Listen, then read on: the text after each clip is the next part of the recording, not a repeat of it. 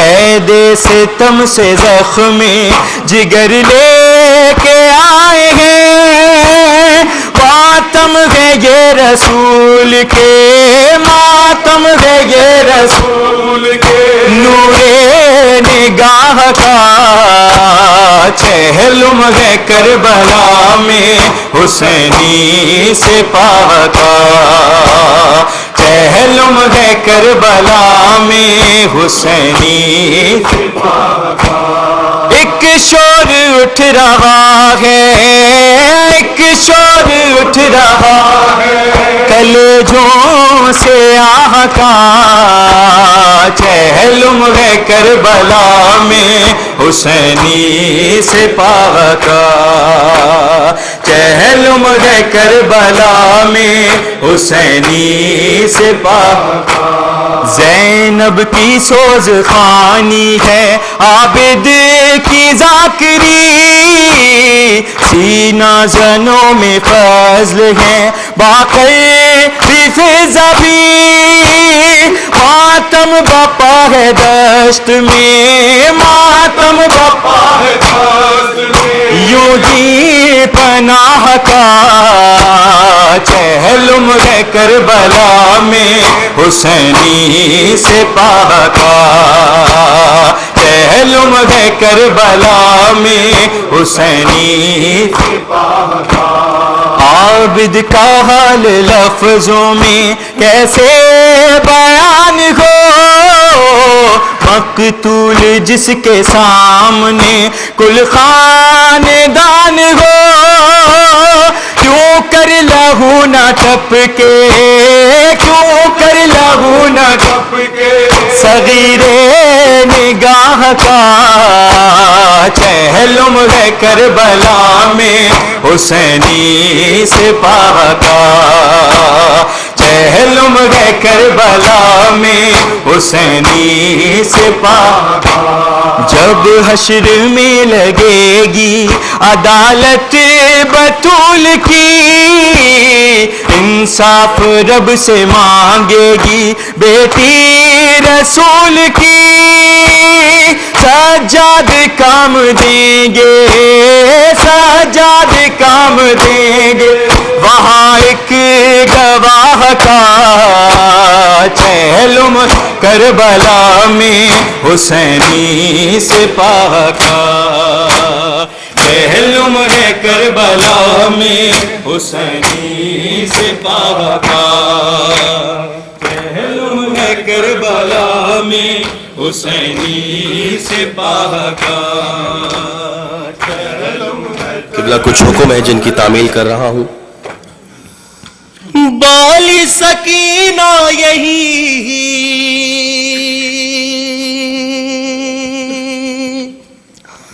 کرتی تھی رو رو فغاں میرے، ہم کہاں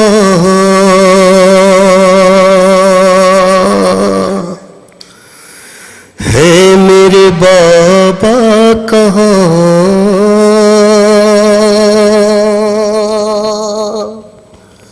ہے میرے امو کہاں، ہے میرے بابا کہاں، ہے میرے امو کہاں، ہے میرے بابا کہاں، ہے میرے امو کہاں، ہے میرے بابا کہاں، بالی سکینہ یہی کرتی تھی رو رو فغاں میرے،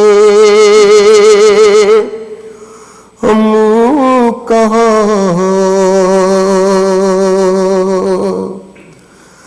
ہے میرے بابا کہاں،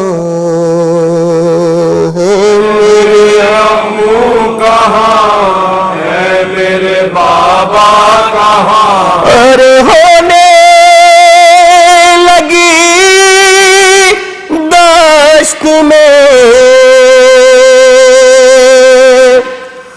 شام غریب آیا ہے میرے امو کہاں ہے میرے بابا کہاں ہے میرے امو کہاں ہے میرے بابا کہاں ہے میرے امو کہاں ہے میرے بابا کہاں جانے کدھر آج سب ناصر و یاور گئے گئے کیسی قیامت ہوئی قاسم و اکبر گئے قاسم و اکبر گئے جستجو آب میں ثانی حیدر گئے ثانی حیدر گئے مجاہد کے ساتھ سبت پیمبر گئے کے ساتھ پیغمبر گئے خود رہی ہوں مگر ملتا نہیں کچھ نشان ہے میرے امو کہاں ہے میرے بابا کہاں ہے میرے امو کہاں ہے میرے بابا کہاں لشکر کفار میں دھوم ہے کیوں اس قدر کفار میں دھوم ہے کیوں اس قدر سوچ رہی ہوں یہی آئی ہے کیسی خبر یہی آئی ہے کیسی خبر کیا کرے باقی روتا ہے سب گھر کا گھر ہوتا ہے سب گھر کا گھر ہوش کسی کو نہیں کیا کروں جاؤں کدھر نہیں کیا کروں جاؤں کدھر کوئی بتائے مجھے کیوں ہے یہ آپ ہے میرے امو کہاں ہے میرے امو کہاں ہے میرے بابا کہاں ہے میرے امو کہاں ہے میرے بابا کہاں ہے میرے امو کہاں ہے میرے بابا کہاں میرے امو کہاں ہے میرے بابا کہاں ہے میرے امو کہاں ہے میرے بابا کہاں پیاسی ہوں یہ لفظ ہی لب پہ نہ لاؤں گی میں پہ نہ لاؤں گی میں ان کی جدائی کا غم کیسے اٹھاؤں گی میں کا غم کیسے اٹھاؤں گی میں موت سے پہلے انہیں دیکھ بھی پاؤں گی میں بھی پاؤں گی میں جب بھی ملیں گے مجھے ان کو بتاؤں گی میں مجھے ان کو بتاؤں گی میں اور تماچے مجھے شمر نے دی گڑکیاں ہے میرے امو کہاں ہے میرے بابا کہاں ہے میرے امو کہاں ہے میرے بابا کہاں ہے میرے امو کہاں ہے میرے بابا کہاں ہے میرے امو کہاں ہے میرے بابا کہاں ہے میرے امو کہاں ہے میرے بابا کہاں ہے میرے امو کہاں ہے میرے بابا کہاں امو بھی نہیں آئے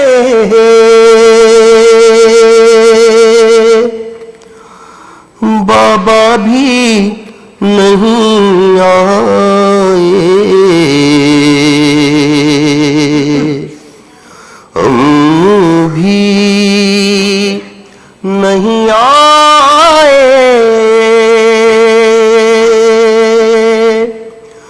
بابا بھی نہیں آئے امو بھی نہیں آئے بابا بھی نہیں آئے امو بھی نہیں آئے بابا بھی نہیں آئے کیا بات ہے دریا پر کیا بات ہے دریا پر جو جائے وہ رہ جائے امو بھی نہیں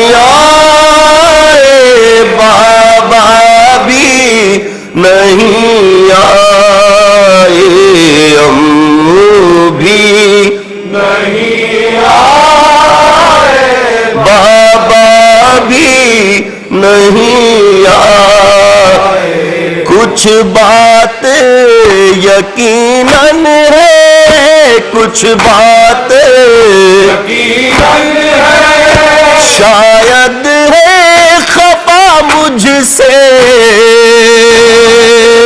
یقیناً ہے, شاید ہے خفا مجھ سے, جو خود بھی نہیں آئے, پانی بھی نہیں لائے, امو بھی نہیں آئے, بابا بھی نہیں آئے, امو بھی نہیں آئے, بابا بھی نہیں آئے. بتلا دے کوئی اتنا, کوئی اتنا کس جا ہے میرے امو, کوئی اتنا میں جا کے منا لوں گی, کوئی مجھے لے جائے. بھی نہیں آئے, بابا بھی نہیں آئے, امو بھی نہیں آئے, بابا بھی نہیں آئے. کانوں سے میرے چھینے سے میرے چھینے ہوش میرے ستمگر نے میرے چھینے, بابا جو گوہر مجھ کو تھے آپ نے پہنائے. بھی نہیں آئے, بابا بھی نہیں آئے, امو بھی نہیں آئے, بابا بھی نہیں آئے. امو بھی نہیں آئے, بابا بھی نہیں آئے. کہاں سے لاؤں بھرا گئے حسین ہائے, حسین پکاری زینب مضطر, حسین ہائے حسین,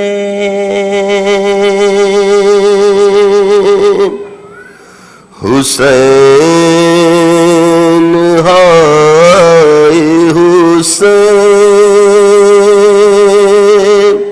حسین ہائے حسین ہائے. آخری کلام. ارے کہاں سے لاؤں بھرا گئے حسین ہائے حسین, پکاری زینب مضطر, حسین ہائے حسین, حسین ہائے حسین تمہارے بعد تو اب جب بھی شام آتی ہے, اب جب بھی شام آتی ہے, سروں کو در سے پٹکنے کے کام آتی ہے, در سے پٹکنے کے کام آتی ہے. برستے رہتے ہیں آنکھوں سے تاسا ہے سب کی, لاہو بھرے ہوئے منظر, حسین ہائے حسین کاری ہے نب مزتر حسین ہائے حسین حسین ہائے حسین گزر گئے ہیں کئی دن نہ صبر ہے نہ قرار ہے کئی دن نہ صبر ہے نہ قرار تمہیں بلاتی ہے راتوں کو نیند میں کئی بار راتوں کو نیند میں کئی بار کبھی کبھی یہاں ہم ساتھ چھپ کے کونے میں سکینہ روتی ہے اکثر حسین نب مزتر حسین ہائے حسین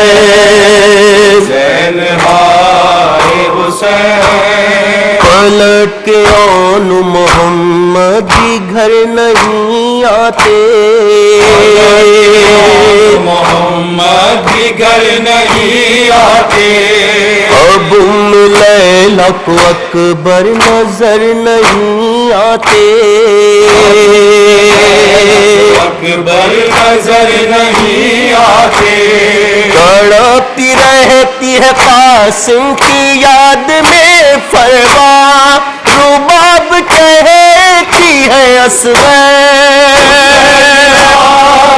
حسین زینب مزتر حسین ہائے حسین حسین ہائے حسین حسین ہائے حسین حسین ہائے حسین کٹے جو پانی کی خاطر قریب نہر فرات پانی کی خاطر قریب نہر فرات وہی تو تھے میرے بازو وہی تو تھے میرے ہاتھ میرے بازو وہی تو تھے میرے ہاتھ کھلا ہوا ہے دل و جام زخم کی صورت ہے جس کا نام علم پر حسین ہائے حسین پکاری زینب مزتر حسین ہائے حسین ہائے حسین حسین آخری شعر حسین حسین ہائے حسین بدن تھا جسم علی کا لہو رسول کا تھا علی کا لہو رسول کا تھا جگر حسن کا تھا سینے میں دل بطول کا تھا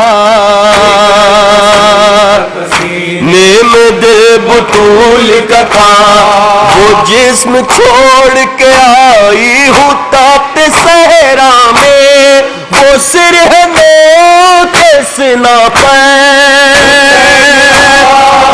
حسین حسین ہائے حسین محبت ہے زبانوں پہ علمدار علمدار عباس علمدار عباس علمدار اب تک ہے زبانوں پہ علمدار علمدار عباس علمدار عباس علمدار اب تک ہے زبانوں پہ علمدار علمدار عباس علمدار عباس علمدار کی شان سے بابا کا علم تو نے اٹھایا عباس علمدار عباس علمدار کی زچ ڈالا کہ تو گھر نہیں آیا عباس علمدار عباس علمدار اے شیر جوان پسر حیدر کرا عباس علمدار عباس علمدار तक है ज़बानों पे अलमदार अलमदार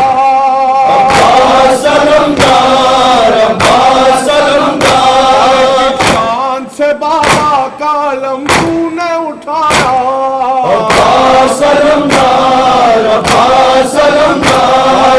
शान से बाबा का अलम तूने उठाया